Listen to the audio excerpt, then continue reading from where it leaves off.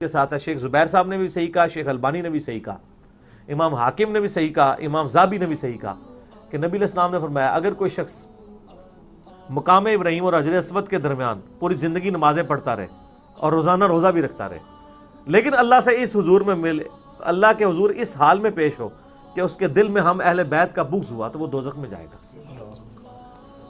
आपकी नमाजें, दाढ़ियाँ, शलवारें, ये सारी की सारी धरी की धरी रह जाएंगी। ठीक है, तो फिर कहते हैं नहीं हमारे अंदर कोई बुग़्ज़ नहीं है।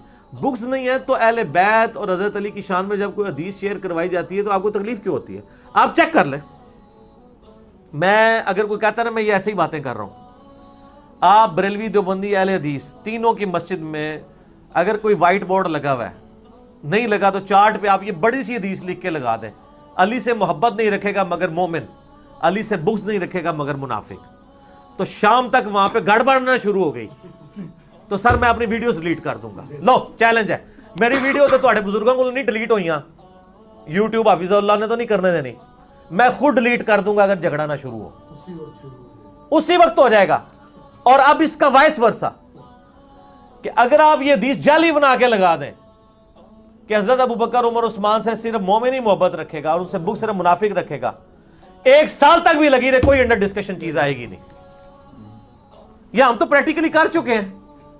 अगर आपको यकीन नहीं आप कर दें, मैं कहता हूं तो बहुत आप टेक्स्ट बेच के देख लें, तो फिर हम वही जुमला बोलेंगे। मसला ये नहीं है कि आप इनकारी हैं, हम कब कहते हैं आप इनकारी हैं? आप इकरारी कोई नहीं है, एक टिकट में कई मजे कर रहे हैं।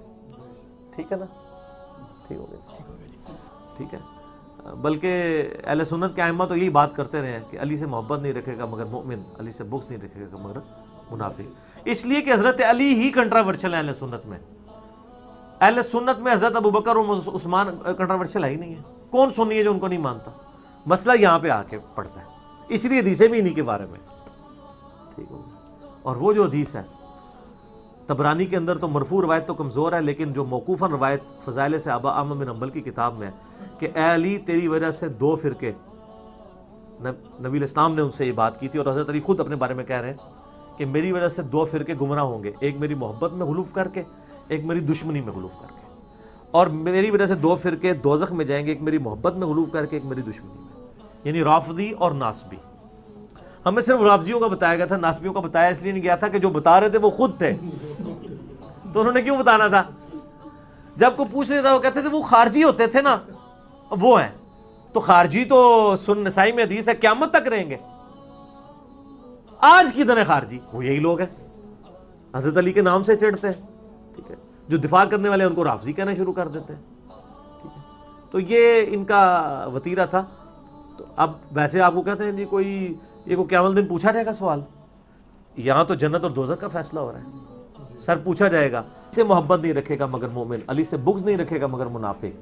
तो जब आपके ईमान का टेस्ट इसके ऊपर है तो क़यामत दिन ही पूछा जाएगा। और फिर वो हाकिम की जो रवायत मैंने इस पम्फलेट में भी डाली है, शेख अलबानी, शेख ज़ुबैर ज़ई साहब दोनों ने सही कहा है, लिहाज़ा अहले हदीस भी सही मान लें, बाकी तो मानते हैं। इमाम हाकिम भी सही कहते हैं, इमाम ज़ाबी भी, कि अगर कोई शख्स हजर अस्वद और मकाम इब्राहीम के दरमियान पूरी ज़िंदगी नमाज़ें पढ़ता रहे और रोज़ाना रोज़ा रखे और अल्लाह से इस हुजूर, अल्लाह के हुजूर इस तरह पेश हो मुलाकात के लिए क़यामत वाले दिन कि उसके दिल में बुग़्ज़े अहले बैत हुआ, तो वो जन्नत में नहीं जाएगा, बल्कि अल्फाज है कि वो ज़रूर दोज़ख में दाखिल किया जाएगा।